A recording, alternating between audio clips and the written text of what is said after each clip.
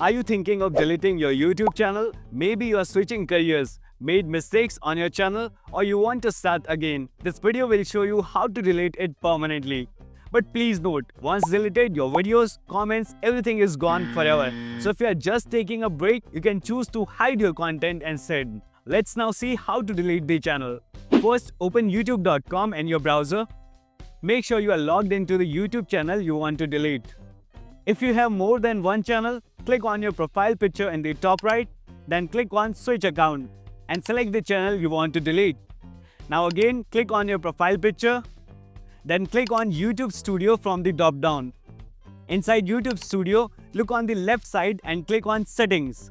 In the Settings box, click on Channel and then go to Advanced Settings. Scroll down and click on Remove YouTube Content. A new tab will open. Now you will see two choices. I want to hide my content. I want to permanently delete my content. Click on the second one. I want to permanently delete my content. Then tick both boxes to agree that your videos, playlists and other things will be deleted. Now click on Delete My Content. You'll be asked to confirm your choice. It may ask you to type your email ID or your channel name. Just type whatever is asked on the screen and then click Delete My Content again.